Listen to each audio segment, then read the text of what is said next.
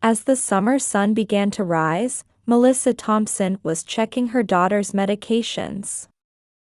She carefully opened the prescription bottles from the hospital and sorted a week's worth of pills into a small medication case while calling out, "Emily, breakfast is ready." On the kitchen counter, Emily's favorite blueberry pancakes were laid out. Melissa always tried to make weekend breakfasts extra special. A response echoed from upstairs, and soon after, 12-year-old Emily slowly made her way down the stairs. Behind her, 8-year-old Sophia bounded down energetically.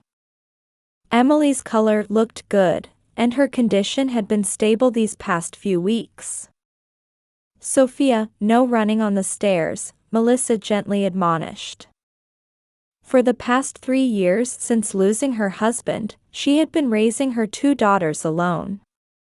Working as a sales director at Sunbelt Insurance while managing Emily's rare disease treatment kept her constantly on the move. Still, seeing her daughter's smiles made every hardship worthwhile. It was their usual morning scene. Emily carefully cut her pancakes while Sophia asked, "Can I play with Jessica after school today?" Melissa sipped her coffee and replied, "After you finish your homework." Since Thomas's passing, she had come to deeply appreciate these ordinary morning moments.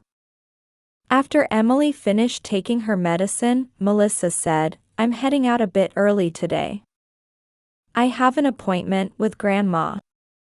In truth, she was going to drop off VIP Disney World tickets with her mother, Barbara. She wanted it to be a wonderful surprise for the girls and hoped it might help improve her relationship with her mother. Barbara Wilson lived in an upscale Winter Park neighborhood with her wealthy husband, who ran a successful real estate business.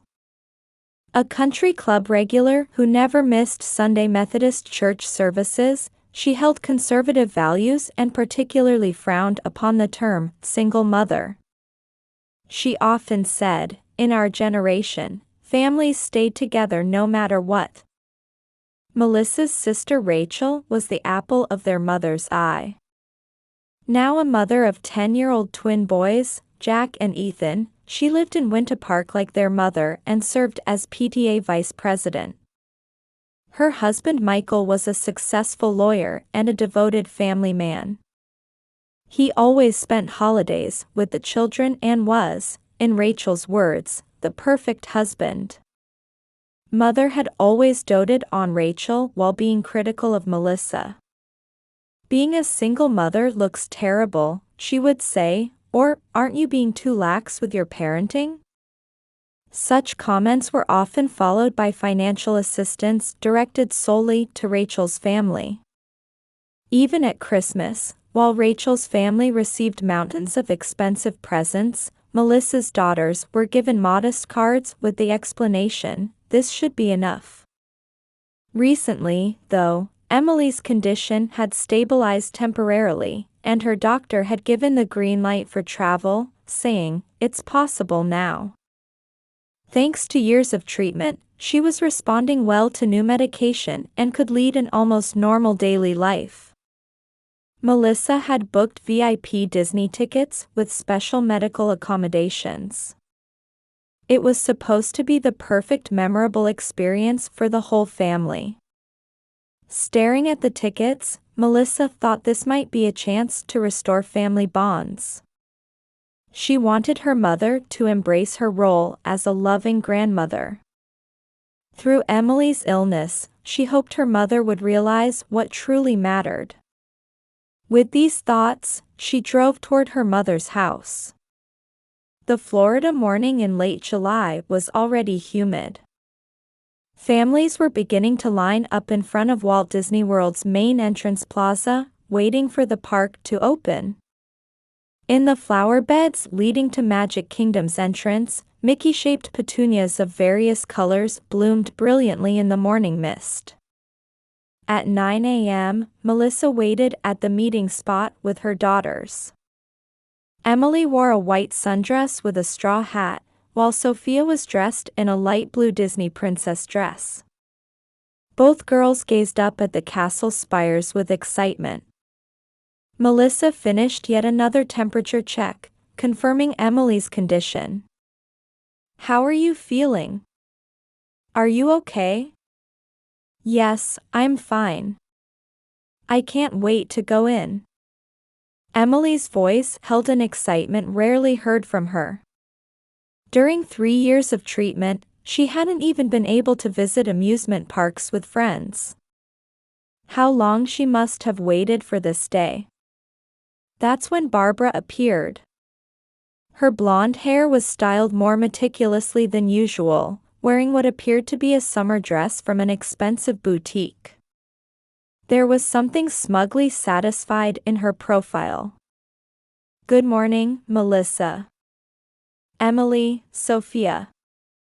Barbara's voice carried an unusually high pitch. Surprisingly, Rachel appeared behind her with the twins, and even Michael had managed to come despite his work schedule. Rachel wore the latest designer sunglasses, while twins Jack and Ethan sported matching superhero t-shirts. "Oh, everyone came?" A hint of confusion mixed in Melissa's voice. Her mother hadn't mentioned anything when she had handed over the tickets. "Yes, let's all enjoy it as a family." Rachel answered with what seemed like a knowing smile. Michael looked somewhat confused as he checked his phone. He was supposed to have an important meeting in the afternoon. Why was he here now? Had his wife told him something? The crisp morning air gradually grew heavy. Barbara clutched the envelope containing the tickets preciously, as if harboring some special secret. "Everyone, gather round." Barbara pulled out the envelope triumphantly. Her gesture hinted at some hidden agenda.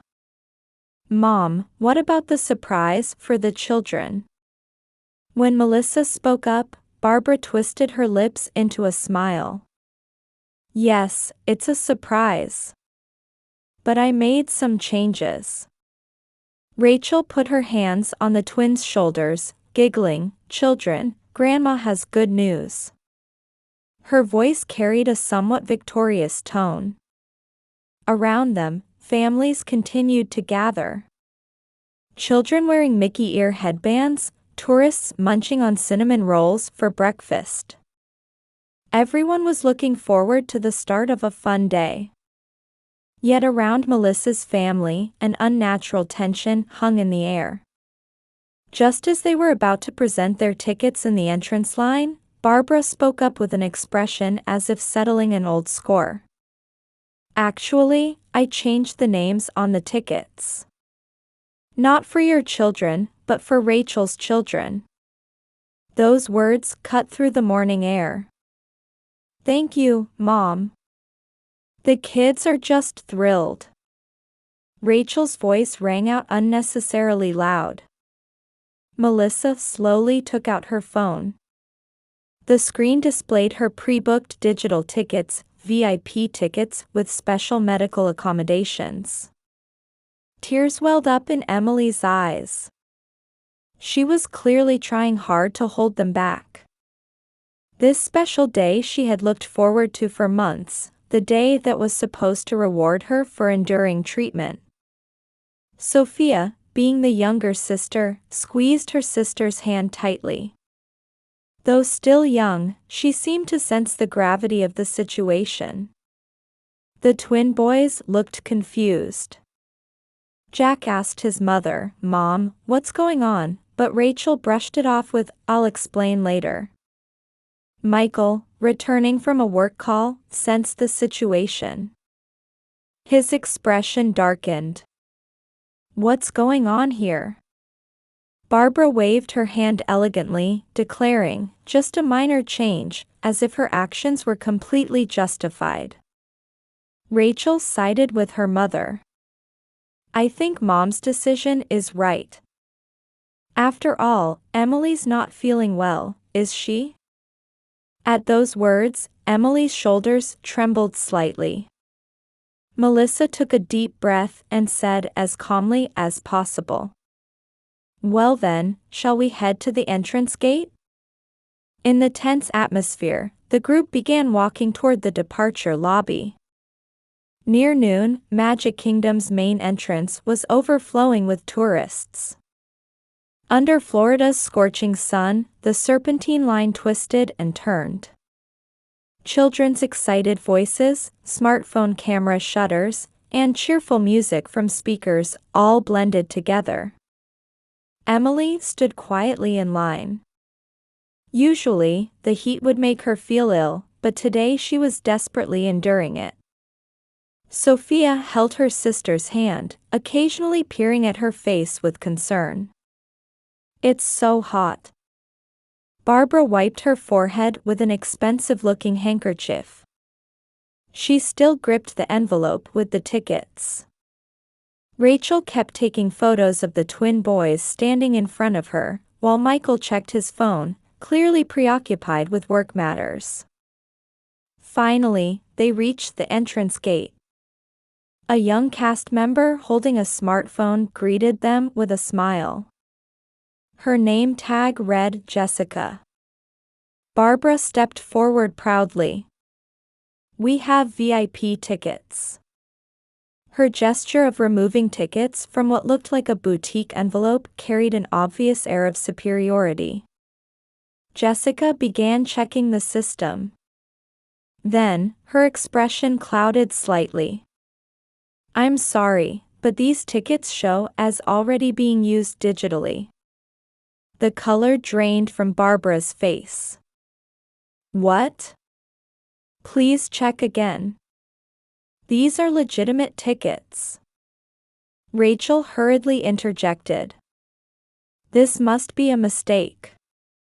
These are the tickets Mom reserved."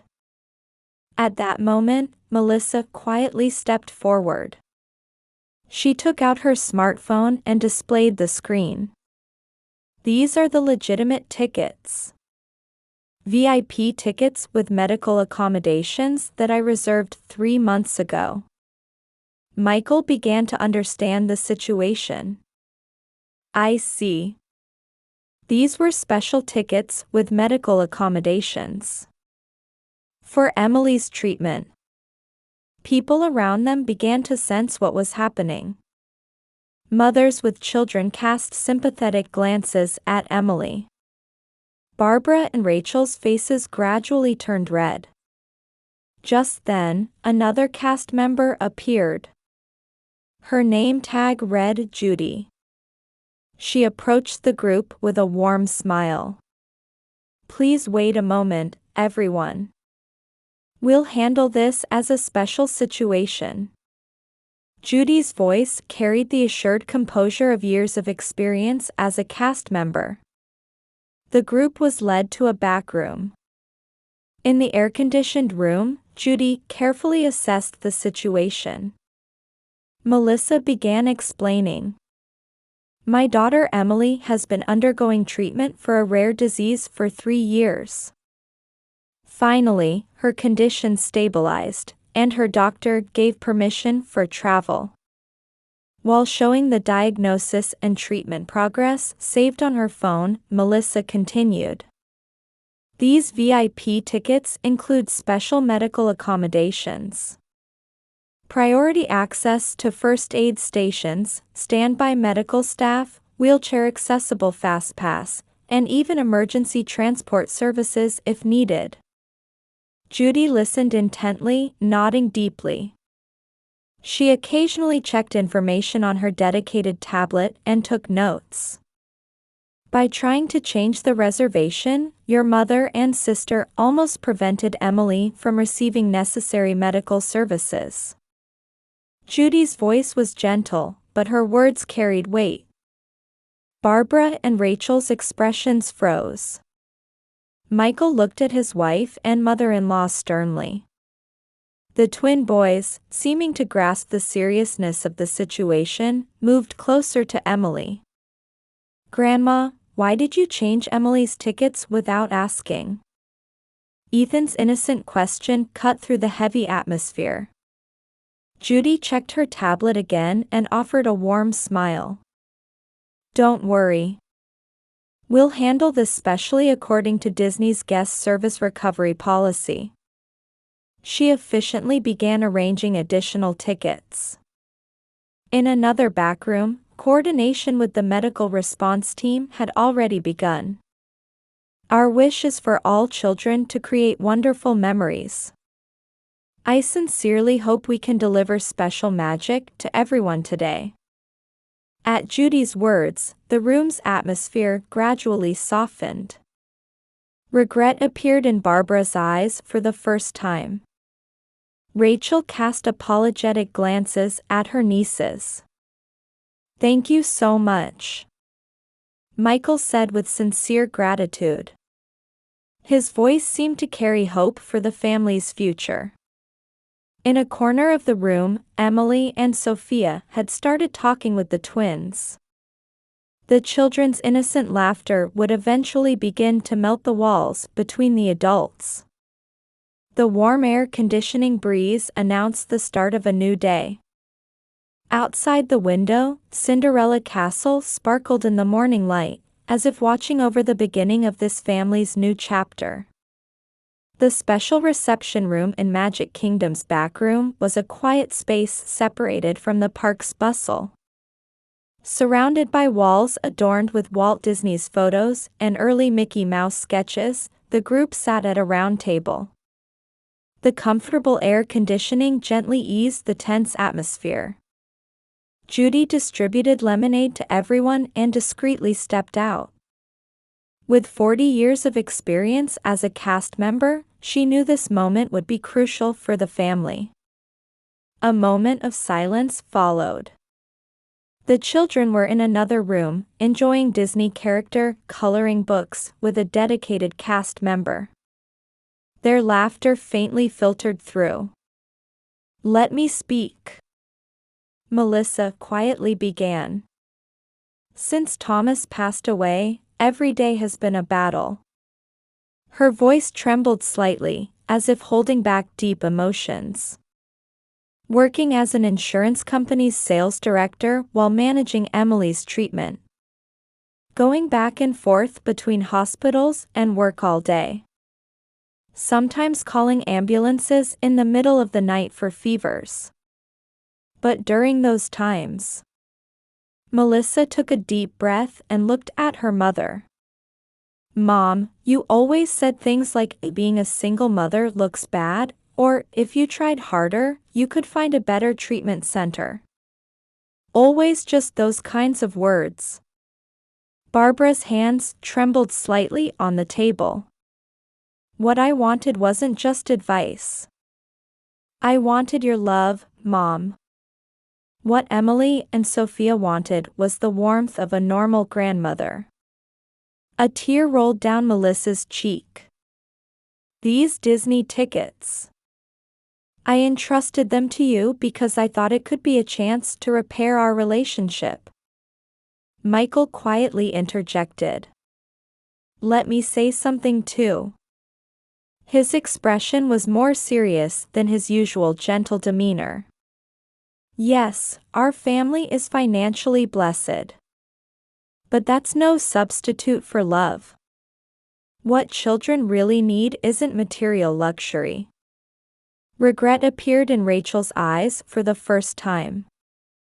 The support she had taken for granted from her mother, she was finally realizing how it had hurt her sister's family. I'm sorry. Rachel's voice trembled. I only thought about myself. The children's toys, brand name clothes, expensive lessons. But Emily's illness. At that moment, Barbara slowly stood up. Michael supported her as she swayed slightly. Melissa. I was wrong. Barbara's voice was weaker than they had ever heard it. I was so focused on pride and appearances. I couldn't see what really mattered. Large tears fell from her eyes. Emily's illness, your struggles, I pretended not to see any of it. Because I didn't want to admit it. I was afraid of my perfect family image crumbling. Barbara walked unsteadily toward Melissa. Please, please forgive me. Mother and daughter shared their first true embrace after so long. Rachel joined them, their tears mingling together. Then the children returned. Emily and Sophia, Jack and Ethan. They held a huge family picture they had drawn together. Look. It's a picture of our family. Emily proudly held up the drawing. It showed Grandma, Mom, Aunt, Uncle, and cousins, all holding hands in a circle. Judy quietly opened the door and entered with a smile. Everyone, I've prepared something special. She unfolded a map. It showed a special route designed with Emily's condition in mind. Everything was carefully planned, from fast pass times to rest points and first aid station locations. I hope you can all create wonderful memories today. At Judy's words, the room filled with warmth. Outside the window, Cinderella Castle sparkled in the morning light, as if watching over the beginning of this family's new chapter. Looking at the picture the children had drawn, Barbara quietly made a vow. From now on, she would be a good grandmother in the true sense. She would face her family with genuine love, not appearances or pretense. Michael took out his phone and called his company. I'm spending today with my family. A simple statement, but it carried deep resolve. Hours after the morning's confusion, in this special room, the family was beginning to discover new bonds. In Orlando Children's Hospital's waiting room, soft autumn sunlight streamed through the windows, gently illuminating children's drawings on the walls. Emily returned from her examination to the waiting room. Her expression showed unprecedented brightness. Emily, how did it go? Melissa sat close to her daughter. Emily nodded with a smile. The doctor said I'm doing much better. Barbara approached with coffee. Since the Disney incident 3 months ago, she had been accompanying them to weekly checkups. Her expensive brand-name clothes had given way to a warm hand-knitted cardigan. Oh, that's wonderful. Barbara gently stroked her granddaughter's head. Her gesture showed no trace of her former affected manner. In one corner of the waiting room, Rachel was talking with a girl in a wheelchair. Since the Disney incident, she had started volunteering to support children with disabilities. Every Tuesday and Thursday, she would visit the hospital between work hours, making it her routine to play with children in the waiting room. Emily. Look what we made. Twins Jack and Ethan ran up with their drawings. Drawing with the hospital children had become their joy. Wow, that's so good. Sophia joined in, and the children became impromptu art teachers in a corner of the waiting room. Things have really changed. Melissa murmured. Her eyes held a warm light as she looked at her mother. Barbara heaved a deep sigh. That day, watching Judy's response, I realized something. The importance of showing kindness to others. That there are things more important than appearances and what others think. She glanced toward the nurse talking with the hospital's volunteer coordinator. I'm starting volunteer work here next week. Tears welled up in Melissa's eyes. I've learned in these 3 months. True love isn't about money or social status. Emily's smile, Sophia's kindness, and your strength. That's where my pride should have been. Rachel joined them, and the 3 embraced. Other patient families watched with warm gazes. Oh, a message from Michael. Rachel checked her smartphone. He says the Christmas vacation reservations are confirmed. The whole family was planning to visit a ski resort in Colorado for Christmas. They had chosen a low-altitude resort considering Emily's condition and had already coordinated with medical facilities. Emily, aren't you excited about skiing? Barbara smiled at her granddaughter. Yes. The doctor said it's okay. But you know what? I'm more excited about drinking hot chocolate together with everyone. The adults couldn't help but smile at Emily's innocent response.